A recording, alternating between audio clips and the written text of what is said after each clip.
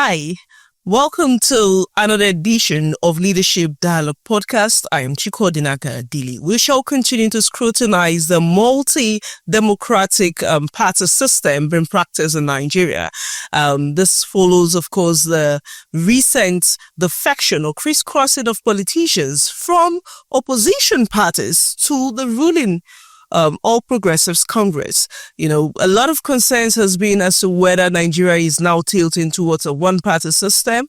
On the other side, more Nigerians are questioning the system of governance in Nigeria. And of course, there is this clear on a renewed call on a new set or crop of politicians. This is against that backdrop of, I beg your pardon, of what a clergyman recently said, that Nigeria, quote unquote, has been driven by what he described as motor park politicians. Well, we shall be finding out more on this. We shall be scrutinizing all of these issues. We need to understand also if it is time Nigeria begin to, put the ball out and of course try to see if we can come up with something that might seem fresh or new to the millions of Nigerian youth out there championing democracy, true democracy, and of course, good governance in the country. My guest today is Sani Darma. He is a member of the Young Progressives Party. Good afternoon. Hello, I'm good to have you join me. Yeah, same here. Yeah, so we'll just dive into the conversation. As a party, the political party system in Nigeria, can we describe that, or is it tantamount to what is perceived or being described as a one-party system? Well, directly you cannot say that, but indirectly you can say that, even though from what I am seeing, coming 2027, it's not going to be like that. But why I say directly you cannot say that is because we have many parties. And indirectly, you can say that because most of those people from those parties were being lured, were being chased to join the ruling party, which is becoming like one political party. We're being lured or chased. Yeah. So forcefully, it's no longer a willful thing. So you have to be compelled to join a certain political party. Not one choice anymore. Well, the main reason why I mentioned this too were because the people that joined willingly were not much. But politically, if you look at it, most of those people joining the ruling party were those that have corruption cases, or those that are greedy to get into the system and get positions, or those that are willing to contest against 2027. And not because the doctrines of the APC, reflects the ideas or norms. Yes, actually, because if it reflects, this is how we're into the second year, and what have the APC done? Oh. So had it been APC have done a remarkable, things, then of course other people from other political parties can decide to say, okay, let us join, because we have seen that, they are reflecting the ideology of the party. They are reflecting the, system to bring the needed change to the country. But it is not like that. But when you say the APC has done nothing for Nigeria economy, not a few persons might want to differ from your opinion, because for some people, the current administration might just be what the world or the country has been yearning for years. Well, I think it could be for the selfish people, because looking at it, the government is being ruled because of the people, because of its people. So tell me, from the, beginning of this APC, even before the emergence of Tinubu, even from Buhari, what can you say that change for the better of the masses? The masses are suffering. The poor are getting poorer, while the rich are getting richer. when you talk about economic or business or whatever it is, if you don't have money, you cannot do it. While if you have money, you can decide to increase and do whatever you want to do. There is no any government regulations. There is no any enforcement on price control, the quality control, all those stuffs. They are not there. And the masses were the people that voted for the people, the presidents. They voted for the president, the governors, House of Representatives. But look at what is happening. Fuel price from 250. So how much now? We were so confident when President Bola Ahmed Tinubu announced at his inaugural speech that he's removing fuel subsidy. We felt it's going to be for the better. But look at what is going on. But given this backdrop, there are some persons who believe that under the current administration of President Bola Ahmed Tinubu, Nigeria's inflation has dropped, and then we are no longer at that place where we could best be described as a country with food insecurity. Well, figures are different from realities. I'm asking you a reality on ground. The masses, are they suffering or they are not suffering? Are you also saying that the current administration is being economical with the true situation of the country to Nigerians? Yeah, absolutely. How so? Yeah, because you see, like I told you, if you look at what is happening, you cannot say the change is reflecting physically to the people of the country. Okay. So if it's not reflecting physically, then where are we seeing the change? Is it just for a section of the country? Is a change just for a section of persons? Or, I mean, you're well dressed. Yeah. You look good. That's just to tell you that the country might do well looking at you. Then people like me, how many percent are they in the country? If you take the percentage, how many are they? Probably those people, even from your side, those people before, how can you say now how are they surviving? How are they thriving? All right. Going forward, I would like to get your thoughts on this. Now, there are some persons or critics who believe that Nigeria do not have a political party. Rather, what we have is a platform where rich or the gladiators in politics, come, ride on, get power, and then forget or abandon. Would you agree with that? Yeah, I agree with that. Because if it is not like that, people should stay in their party. Even if the party is not doing well, they should stay there and make sure they correct all the wrongs. They should stay there and make sure they bring good people. They should stay there because the constitutions of the parties are different. They should stay there and make sure they bring people, they get into power, and then work for the people of the country. But how will that be achieved?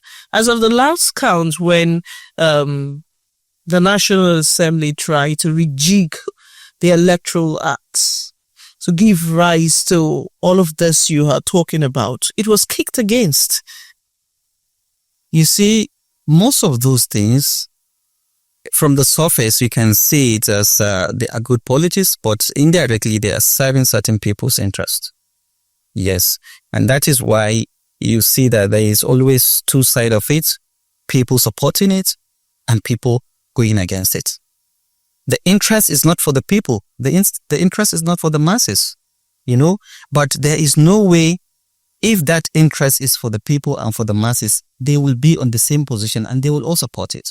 Honorable, how do we attain change in Nigeria? Well, I think first of all is by prayers. Secondly is by identifying the good people, going to them, pleading with them to join the system and contest, because there are a lot of good people there that and believe, based on their past antecedents, they can do it very well. So it's not about the party that wins, but it's more about the individual. Yes, because if it is the party, that wins, if it is about the party, then the change should be there. Because if it is for the party, then whoever is there must follow the constitutions of the party. Or whoever is there will decide to control the party and control everyone. So it is the person, in fact, the number one CNC. Because if he has a blueprint, if he is interested, once he is there, he will just start executing the blueprint. But Nigerian politics has not grown to the extent where we now promote individual politics. Like an individual cannot just go to the polling units, declaring for presidency, governorship, and then want people to vote for him just because of who he is. These individuals must be assigned or be under the umbrella of a party, of a political party. Yes. So how do we now groom or such ideologies in a country that does not accept individual politics? That is why I said we identify the good people, we go and beg them to join politics. How do you identify the good people? They are there. You know, you look at the record of, there are a lot of good civil servants, a lot of good philanthropies, you know. You can say, okay, come, let's try you. You know, it cannot be one person. It's a group of people coming together, you know, to bring in what to do to achieve the aims and objectives. You understand? So is you being there as the presidential aspirant is not about you doing everything. It's about the team. Once you have a quality team, you can do it. You can go ahead and do it and you get the change. And it's not so much of a tax identifying these persons, because as of today, more than half of Nigerians believe that politics in the country is more, or so to speak, a dirty game. Well, the people in the politics make it dirty, but it's not dirty. And it depends on a particular person. It depends on your ideology. It depends on your mission and vision. It depends on who are surrounded by you. You can be a good person, but if all your lieutenants are not good, there is no way you can achieve. Well, I'll take you to 2023. Prior to the 2023 election, that's of course bettered the current president, Bola Ahmed Tinubu. It was more like a 4-horse race.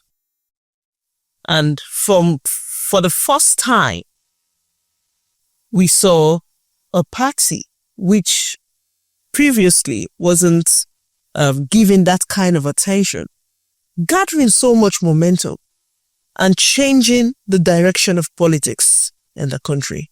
That was P2B in 2023. How did that affect Nigeria politics and the minds of the youths in their involvement or engagement in politics? Okay. You see, that one, the issue with that one was it has tilted towards religious aspects.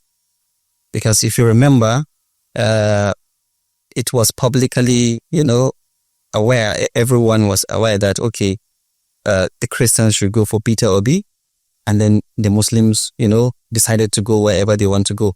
And it was in that aspect that I think Peter Obi got those votes, which I think it should not be like that. Because but Peter Obi was also voted in the north.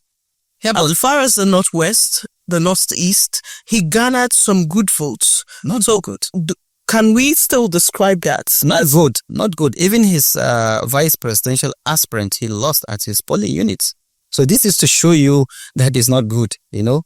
As a vice presidential aspirant, you know, losing your polling units, you understand. Imagine if it were not identified by that religious aspect. Imagine how it would turn out to be, because people will vote based on their own conviction that, okay, this is someone that can do it, based on his words, based on what he did, you understand? But it wasn't like that. It wasn't like that, you know? So that was what affected the system.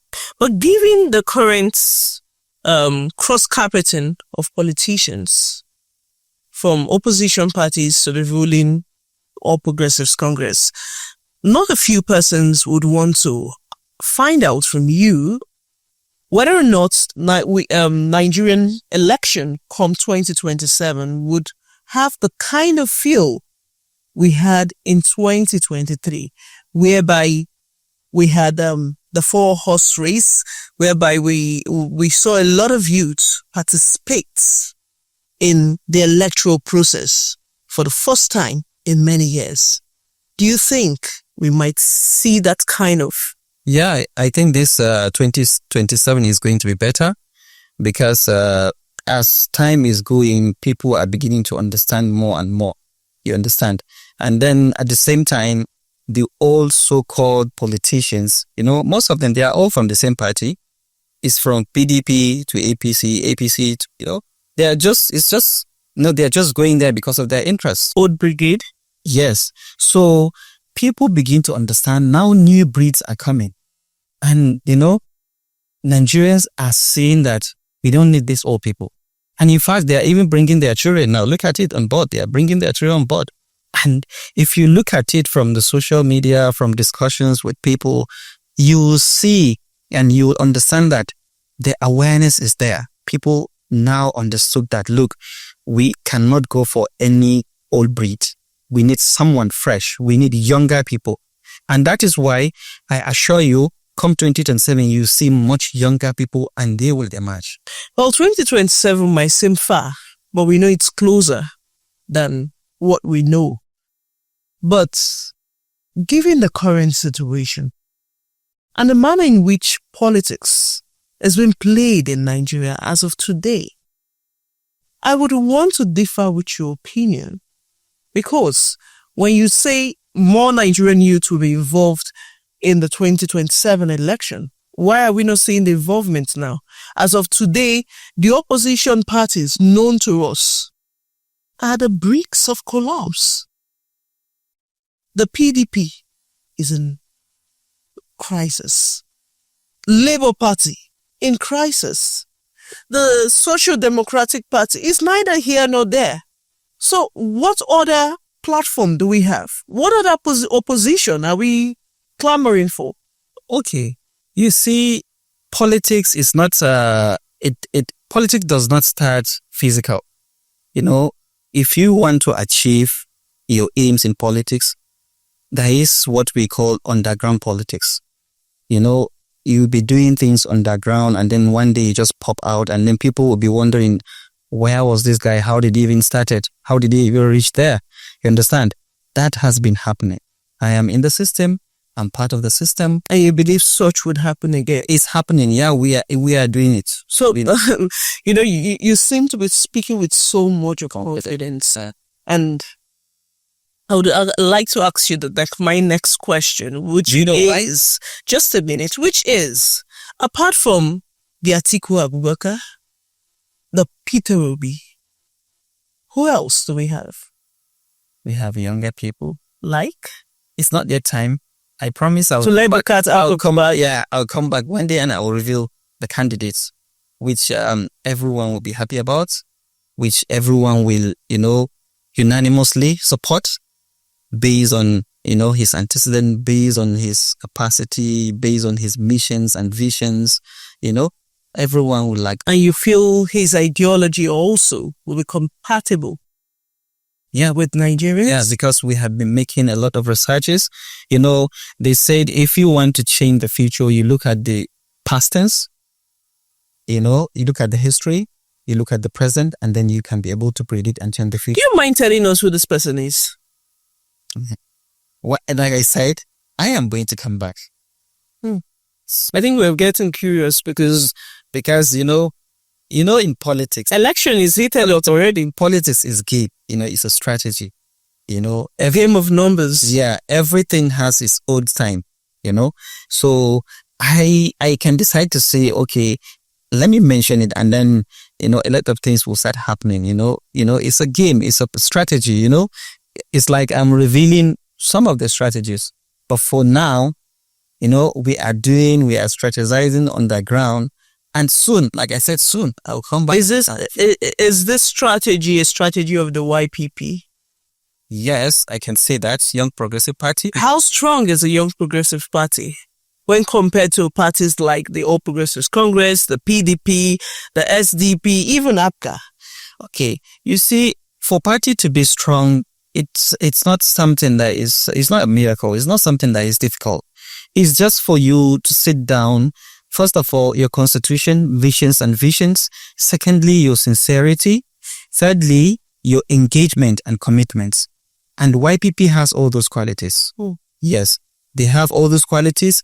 And for example, look at what SDP is doing. People are just rushing, going there to SDP. But even a common layman will know that there's a problem in SDP.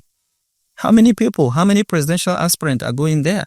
And everyone is greedy. Everyone is willing to be nominated as the candidate. We're not sure yet, but reports has it that the former presidential candidates of the PDP might likely move to the SDP, or maybe there might be a merger between the PDP, the SDP, but we're not sure of YPP. Is YPP also, reading the idea of merging? YPP is not merging. It's not merging with any party because we believe we can make it ourselves.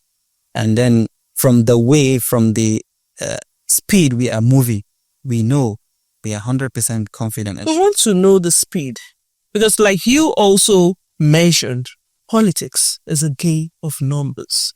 Does YPP have that number?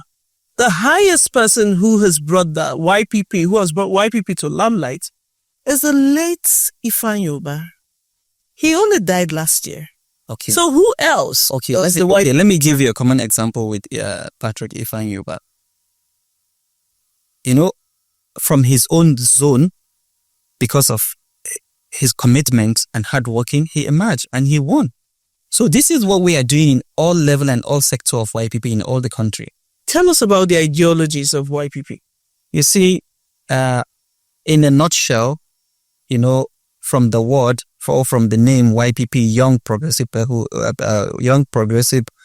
Party, you know that it gives more concern about the youth, younger people and women. So what's the population of youth? And if you look at the population of youth, it's about 65%. So in the YPP, cutting across how many regions of the country? All the regions.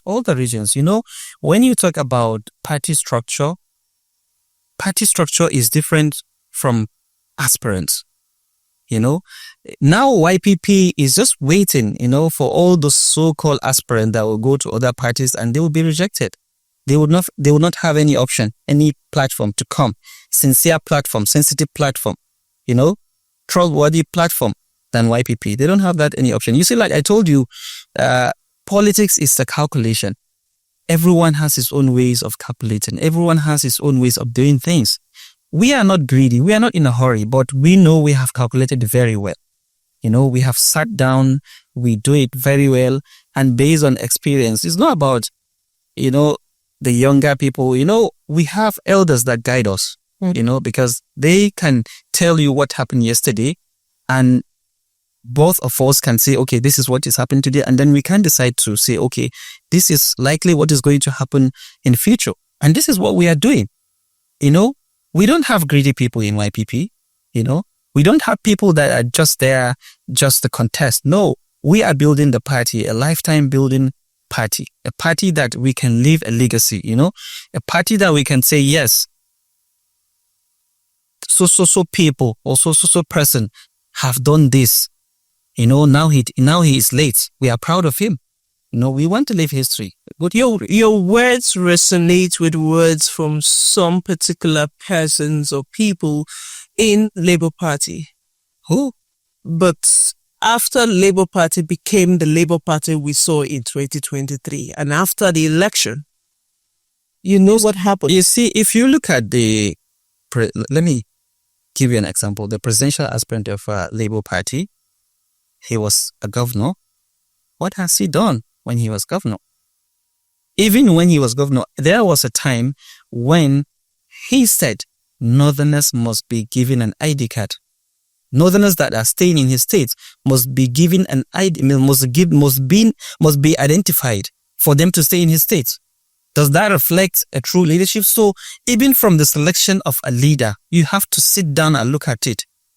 Who is this person? From where does he come? Where is he going? What has he done? That is why I told you we are not greedy. We are sincerely going to select the right people. Even if that person doesn't want to contest, we go and sit with him. We look at it. Look, if you really want Nigeria to be good, if you are really a true citizen of this country, come and do this thing. We are going to fight for you. We are going to work for you. We are going to make sure you are there. This is the interest of YPP. You understand? So even from the selection of the candidates, that is the most important aspect. That is the most priority. So what kind of candidates is YPP looking out for? First of all, young person. Okay.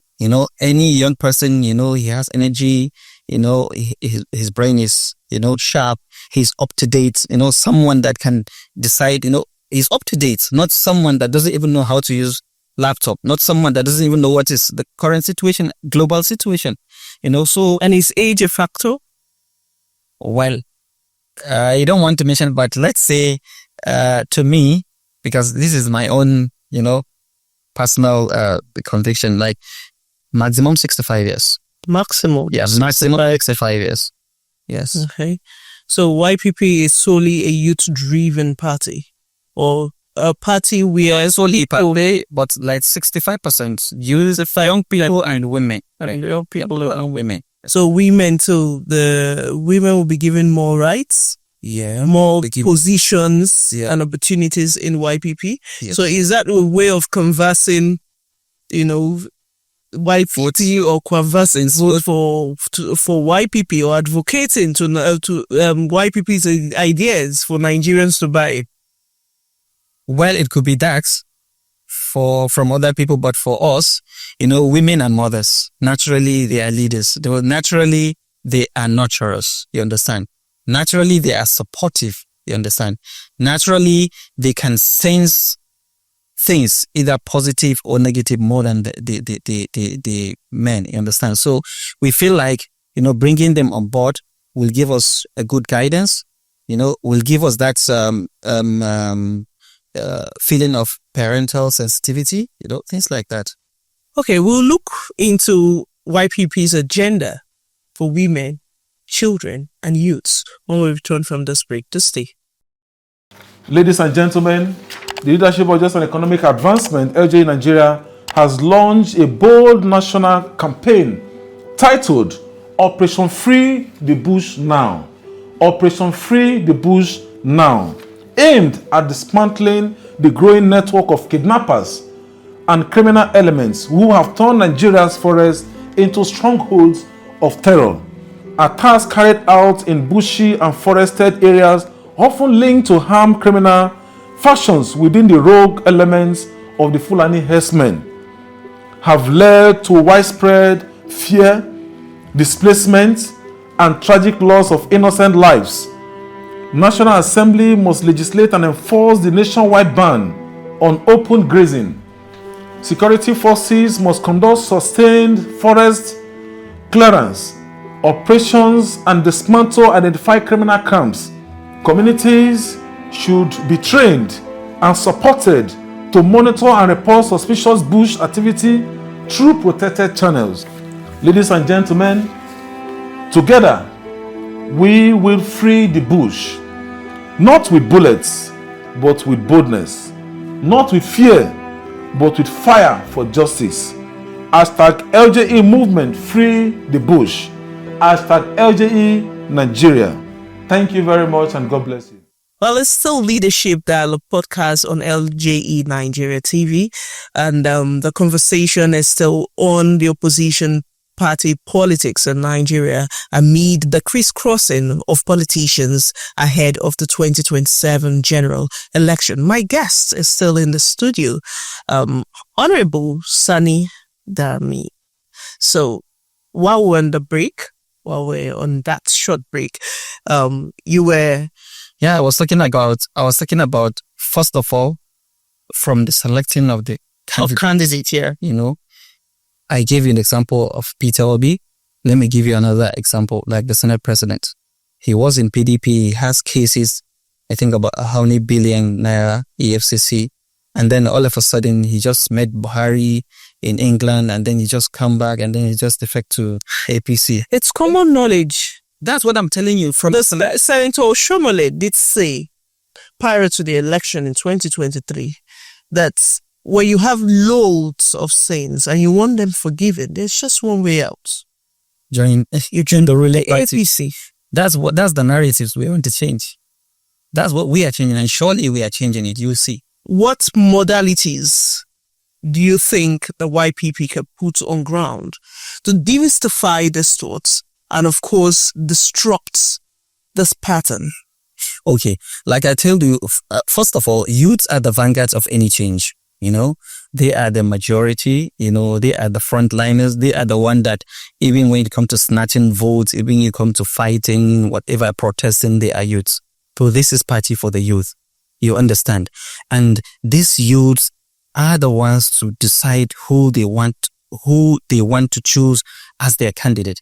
I'm not talking about the presidential candidate. I'm talking about from the state assembly, house of reps, from their own local government. They decide who is coming, and preferably from the younger ones, because they know themselves, they know their capacity, they know what they will do, and then they are almost of the same age. So if one of them become, they will not shy away from telling him the truth. They will not shy away from guiding him, and he will still be within that cycle. Not voting someone that is 70 years and they are the youths, the younger ones that vote for him, and then they voted for him and then he just went and then continue with his own, group of people, 70 years people, and then, he's not even thinking about what the youth want because he's not reflecting himself as a youth. So if a younger person becomes the the candidate, he would be thinking as a young person, as a youth. So whatever he's going to do is going to reflect that to you. As a person, as a politician, and a member of YPP, what do you think about the 35% affirmation right of women in Nigeria? We have that. We support that. That's why we said in the NWC of the YPP, the leadership of YPP, how many women are represented?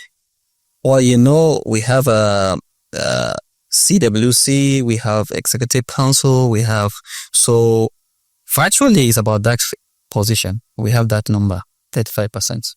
You have 35% yeah. of women representation. I don't actually know the percentage, but we have a lot of women, more than any party, more than any political party in Nigeria, you can say. Okay, what's your view on corruption? Well, you see, corruption can be fight if a serious and a responsible person is there. First of all, that person that is there should not have any record of corruption. That is the first step, because he cannot fight corruption while he is part of the corrupted people, or he has something, So if you are not corrupt, you can decide to say, okay, I am going to fight corruption, and everyone will be scared of you. Okay, for example, when Buhari became the president, before he was sworn into office, most of those corrupted people that were given contract, they abandoned the contract. They went back and started finishing the contract, thinking that if he comes, he is going to fight corruption. He is going to bring the end of corruption. But when he just get there, it took him 6 months for him to even form his ministers. And from there, they say, oh, this is just a tiger, a paper tiger. You understand? So this is, if you have someone that everyone know based on record and believe based on antecedent that this guy is not corrupt, once you are declared as the winner, things will start falling into places. I asked this question because successive administration rolled into power with this notion of, I would stop corruption, I would nip corruption in the bud, but when they get there, it becomes a different kettle of fish. Now, from the PDP up to the APC, there has not been any difference. So, in clear terms, what difference will the YPP make if given an opportunity? Okay, you see, I think one of the main reason that those people in power doesn't want to fight corruption, like I said, first is some of them are corrupt. They could not come on and start fighting. And secondly, because of that political reason, okay, I'm coming back for second tenure. These people, they have a lot of people under them. then if I fight them, I'm bringing more enemies to myself. Not remembering that they have sworn in that they are going to do justice. They are going to create good governance. They are going to bring good governance. You understand? So that is why they could not fight corruption. But if you are really doing for the sake of the people, the masses will see what you are doing, and whether with these people or without these people, they will still vote for you. In terms of security, how would you judge the current security situation in the country? It's worst. Security is increasing day by day. Recently, just worse than what we had under the administration of President Buhari?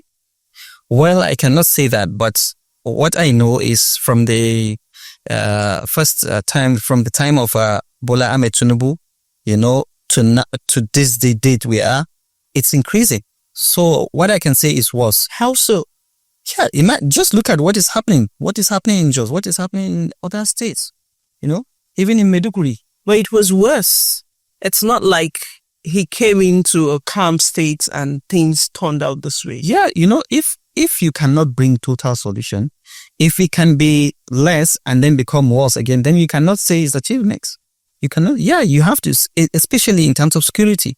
There has to be total peace. There has to be total control of the system. You understand? If you can solve a problem, solve it completely, permanently, not partially. You understand? Not partially. So this is what is happening. These problems are being solved partially, and that is why they are occurring. You understand? That is why they are occurring. How can Nigerians go to bed without blinking their eyes? What do you think your party, your candidate, perceived candidate, we are yet to know who this person is, can do differently? Okay, you see, like I told you, the most important thing is selecting the right person. Selecting the right people that knows the job, giving them that task. And you feel you have found that time frame. And with time frame. Is your party still in search of this person, or your party has found? We have found many of those people. Many are there. Look, they have been there even from the past governments. Yeah, they have been there, but the government is not willing to sit down and look at it. And you believe they have the technical know-how? Yeah. Govern a multi-ethnic community like Nigeria? Yeah, when it comes to security system, you engage everyone. If you are engaging people from the southern part, you engage those people from those areas. So they know everything in that area. They know the proximity. They know those people that are doing it. And if you engage them, and in fact, most of those people, they are idle. So one of the solutions is providing job opportunity for them. They should not be idle. So like I told you, security system, it has a lot of, sections that you have to address. Like this issue of addressing, idleness, empowering people is one of the solutions. Secondly, engaging those people within those areas that were really known, their parents were known, and, they can be traced out, they will be handled the responsibility. And whatever advice they give, government should consider it serious, not just, just seeing someone advising and then just, this doesn't know what he's doing. You understand? So a lot of ways, like I told you, if you get the right person, those things will change within a blink of an eye. An education system, because it is often said that education is one of the reasons for the high insecurity we're experiencing in the country as of the moment. Yes, that's one of it. You have to make sure education is there at the grassroots. And not only just education, you have to change the system to make sure the system is working properly in a conducive atmosphere, providing even the teachers. Most of those teachers are not qualified.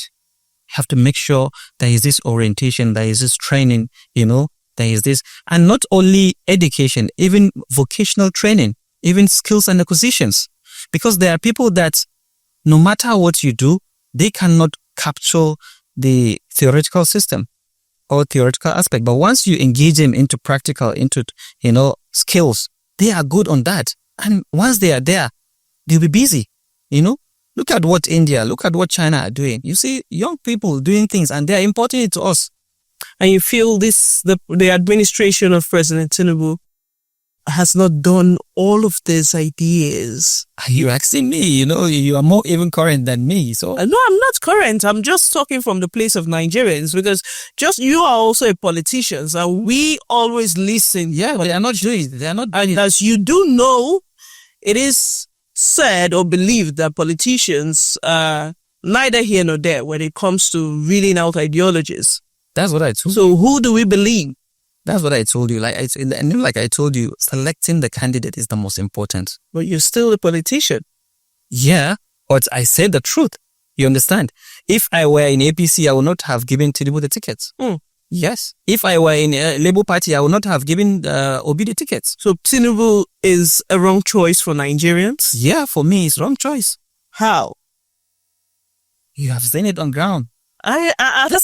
This is someone. I only go by what I hear. I told you, when he emerged as a candidate, when he removed fuel subsidy, we all have this confidence because we felt like when he was in Lagos, he has done something. But look at what is happening. So he's not the right candidate, actually. He's not the right candidate. There are a lot of people that can do better than him. Are you saying this because you feel the president might be too old for the job, or he suddenly lacks the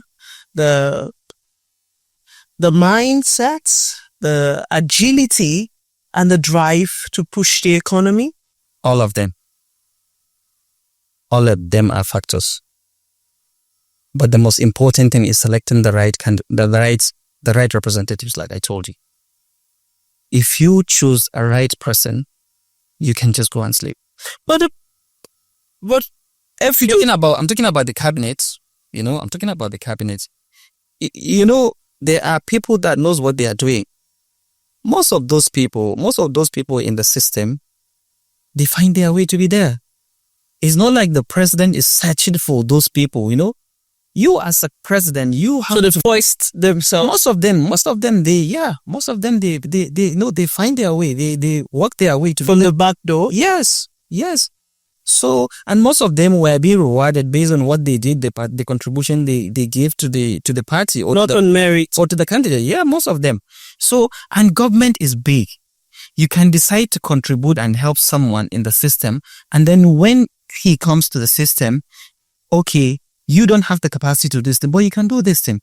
You can be a contractor with guidelines that you have to do it good. You can be a supplier. You can do a lot of things. But we see the son of the president going from place to place, flagging, doing a lot of things, meeting with the have-nots in the society, trying to reignite hope for Nigerians again. Remember, this administration wrote on the Hope Initiative.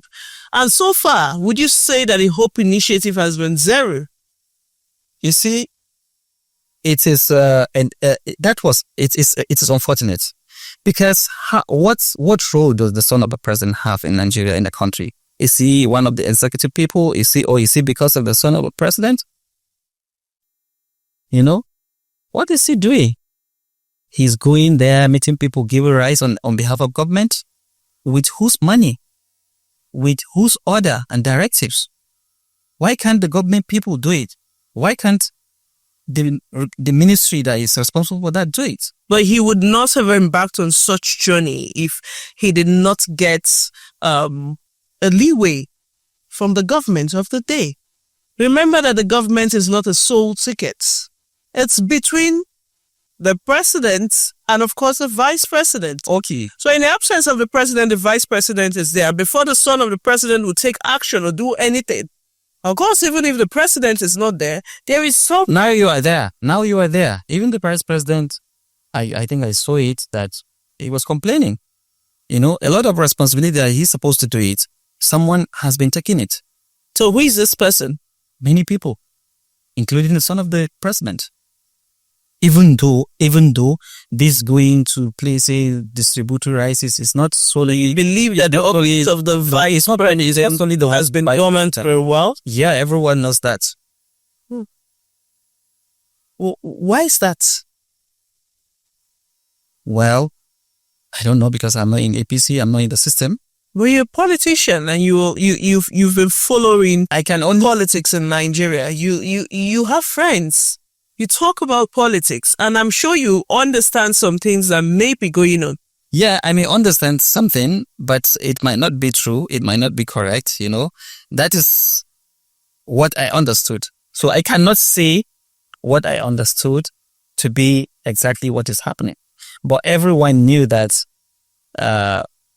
not only this government, not only Tinubu's government, even the previous government, at a point in time, the vice president were not given their responsibilities. And this is what I told you.